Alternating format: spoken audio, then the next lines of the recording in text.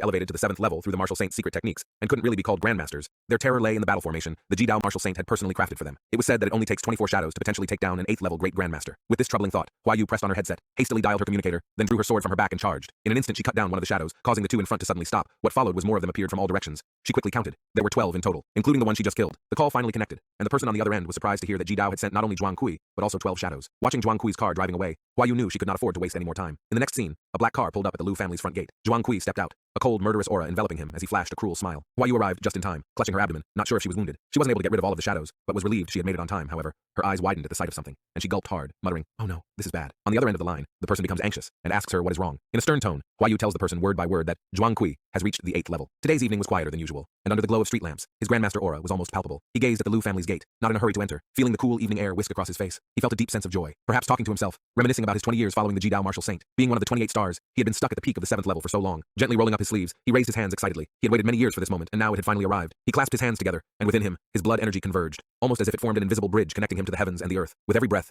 he could feel his strength growing by the second. It wasn't long until he felt his grandmaster's aura was almost at its peak, spreading outward in waves tinged with a sinister red and black hue. He lifted one hand, letting the street lamp's light filter through his fingers, as if he could grasp the light itself. Immersed in this sensation, he wondered aloud, so this is what the 8th level felt like. The dude is acting like he's having an orgasm for the first time. Immediately after he returns to calmness, suddenly, a beam of light appeared in his hand, grasping it tightly, his face showing a mix of excitement and murderous intent as he gazed into the distance. Perhaps he needed to thank Lu Sheng. If it wasn't for him to kill Lian Jibei and his son, making Lian Su go crazy for revenge, he would never have obtained the Jidao secret scroll, let alone broken through to the 8th level. As he walked slowly into the entrance, he recalled hearing that Lu Sheng was actually a teenage grandmaster, with even Martial Saint Tan Zhongyue himself sending people to protect him. But none of this mattered to Zhuang Kui. At this moment, he was not only indulged by his growing power, but also thrilled at the prospect of killing such a promising young prodigy. Just then, Zhuang Kui heard footsteps ahead. He looked up to see a young man with his hands in his pockets, calmly asking if he was sent by the Lian family. Zhuang Kui did not respond to him. Instead, he ordered the shadows behind him to go ahead, reminding them that Lady Lian Su wanted to see their heads. Clearly, he was referring to Lu Sheng's family. The shadows, upon receiving the order, rushed into Lu Sheng's mansion at full speed, appearing behind the both of them in an instant. Zhuang Kui, exhilarated, walked step by step towards Lu Sheng. Just as he thrust forward, Lu Sheng's figure vanished, reappearing in front of the shadows. The two shadows in the very front were momentarily stunned. In that instant, Lu Sheng raised his hand and slapped at the shadow's head, causing it to promptly roll several meters, eventually landing at the feet of another shadow. Witnessing this, the remaining shadows halted in their tracks. Lu Sheng looked at the blood on his hand,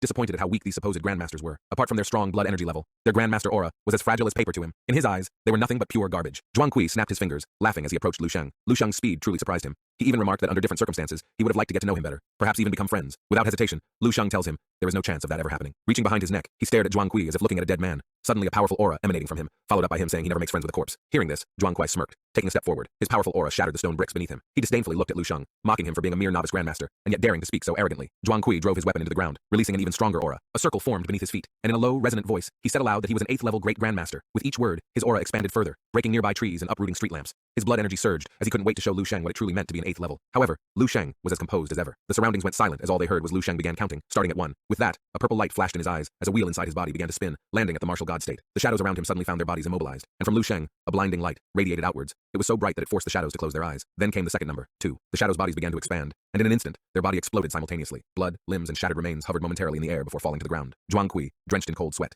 instinctively took a small step back. He couldn't believe what the hell just happened. Lu Sheng kept counting, now at 3. At that moment, his aura seemed to transform into that of a demon lord from the abyss. Zhuang Kui, drenched in cold sweat, finally realized just how terrifying this young man was. Panic set in, and he began to stumble on his feet, trembling all over. He kept breathing, trying to calm himself, repeatedly reminding himself that he was an 8th level. But before he could finish his thought, Lu Sheng appeared before him. In the next second, Lu Sheng's hand came in contact with his chest. Zhuang Kui's gaze followed, only to hear the number 4. Lu Sheng's remained emotionless as he uttered the final number. Perhaps knew just how badly he messed up. Zhuang Kui screamed, "Impossible!" In the next instant, there was a massive explosion. When the light and smoke dissipated, there was a massive hole in his chest. Oddly, no blood poured out. What's even more strange was that his body stood perfectly still. He gazed down in utter disbelief, his mind unable to fathom the cruel reality. 20 years it took him to this moment, only to be effortlessly defeated. He suddenly knelt down, staring at his hands as his body began to dissolve. Before disappearing completely, his final words were, "I am a great, grand master." Lu Sheng walked past him slowly, wondering so. This is the 8th level. He glanced at the spot where Zhuang Kui had vanished and murmured, "You may be an 8th level, but I am the martial god." Moments later, the place returned to its serene state. Not long after, a mother and her daughter walked by. The little girl was hopping along and seemed to be in a great mood, but she suddenly stopped, staring curiously at a person ahead. She tugged at her mother's hand and pointed at a girl standing under a street lamp looking dazed, telling her mommy, "That big sister looks just like the silly people on TV." As the mother and daughter walked away, Hua Yu kept standing there, just as the little girl described, staring vacantly towards the distance. You might think she is totally rizzed up by our boy, but that's not really the case. More precisely, she was more terrified. She is still trying to process what she has just witnessed. Was it all a dream? Had this young man really butchered them like animals? And this is the Lu Sheng they all talked about? On the other hand, Lu Sheng glanced at the severed hand on the ground, reflecting on the strange encounter. The great grandmaster he had just fought felt oddly insubstantial, not even half as strong as great grandmaster Jiang. It dawned on him that this guy must have used some unorthodox method to artificially boost his strength. Nevertheless,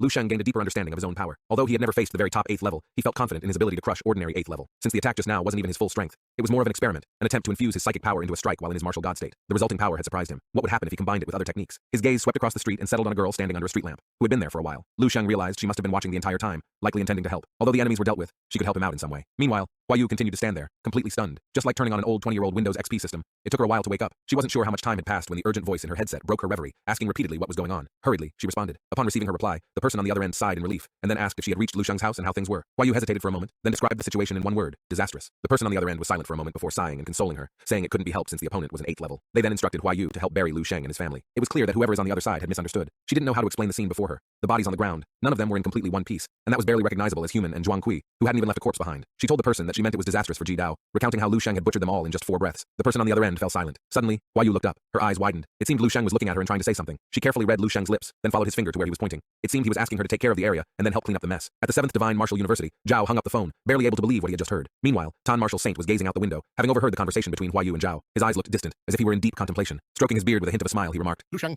you are becoming more interesting by the day. 3 days passed quickly, and during this time, no one came to disturb Lu Sheng. Unexpectedly, his phone rang, and it was Zhao. It turned out Zhao wanted to relay the message from Tan Martial Saint that Ji Dao Martial School would no longer be troubling him. Lu Sheng was a bit surprised, and asked if it was the Martial Saint who had intervened. Zhao didn't know the details either, but based on his understanding of the Martial Saint, having someone sent to help was already the most they could expect. The two continued to talk over the phone about Lu Sheng's diploma and other matters related to graduation. Zhao expressed his hope that Lu Sheng would go to the Capital Martial Art Association to get his Grandmaster status certified, as it was a prestigious honor. Lu Sheng wasn't particularly interested in this at the moment, and didn't have plans to return to the capital anytime soon. He replied that he would take care of it when the opportunity arose. Zhao didn't press the issue, and their conversation soon ended. Only then did Lu Sheng realize that the girl from a few days ago wasn't a cleaner, nor sent by Zhao. She was actually from the faction under Tan Martial Saint's command. What surprised him the most was that the Ji Dao Martial School seemed to let everything go. Considering an 8th level was killed, he expected a more intense retaliation. But if what Zhao said was true, it was for the best, since he hated trouble. Not long after, General Yu called. Upon answering, Lu Sheng discovered it was actually General Yu who had mediated the situation. The military had stepped in to negotiate with the Ji Dao Martial School, wanting to protect Lu Sheng. The general expressed both relief and surprise that Lu Sheng had managed to take down so many grandmasters, including a great grandmaster. With a hearty laugh, he joked about a time when he had patted Lu Sheng on the back pretty hard, telling him not to hold a grudge. Lu Sheng didn't expect news to reach the military so quickly. The general's laughter echoed, explaining that no information could be kept from the military's ears. Transitioning to a serious tone, Lu Sheng mentioned that Zhuang Kui and the Shadows had likely used some forbidden technique to artificially boost their blood energy level, making them not as strong as they seemed. He also acknowledged that the military must have paid a significant price to force the compromise. The general's laughter ceased,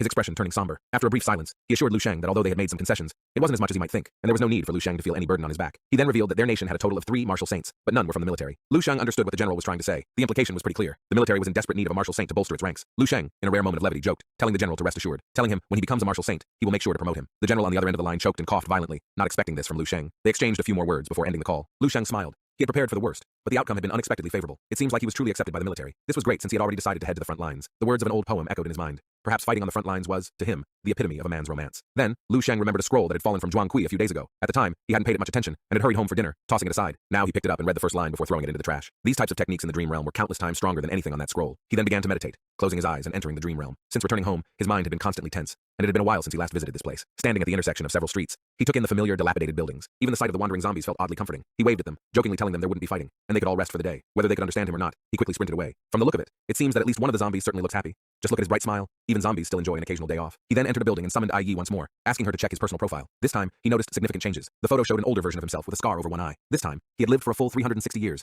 reaching the level of a super 9th level martial saint. The description praised his extraordinary talent. His earlier experiences remained the same, but recent events were meticulously recorded. He had joined the Eastern Military District this year, and had been promoted to an 8th level Great Grandmaster at the age of 25. At age 40, he ascended to the 9th level Martial Saint. At age 50, he killed Zhao Ji, aka the Ji Dao Martial Saint. That same year, he fought and defeated Martial Saint Tan Zhongyu and the Transcendent Martial Saint. By age 60, he had traveled to all nations around the world and defeated all the world's 9th level martial artists, and he was named the strongest under the heavens. Lu Sheng was hailed as one of the top 10 outstanding martial saints of the past 3,000 years, making significant contributions to the exploration of the 10th level path. Although initially puzzled by the term super 9th level, Lu Sheng soon understood what it actually meant. It referred to a level stronger than the 9th level martial saint. Yet because the path to the 10th level hadn't been fully established, people likely believed the 9th level was the pinnacle. According to history, the 10th level wasn't unlocked until 3,000 years after Lu Sheng's passing. However, in this life, Lu Sheng silently vows that he will be the one to blaze the trail and open the path to the 10th level. Once that happened, he could bring all of the techniques from his dream realm into reality without worrying about the safety of his family and friends. Then whether he did this or not, once the path was created, he believed that countless martial arts prodigies would forge ahead, their inspirations colliding to create even more astounding techniques. Regardless, everything was moving in a positive direction. As for killing the Ji Dao martial part, it didn't surprise him, since it was all expected. At that moment, his access level within the Fire Seed project was elevated by another star, allowing him to unlock more advanced techniques. Seeing this, Lu Sheng was thrilled. Excitedly, he instructed Yi to query the subsequent techniques for stellar body technique,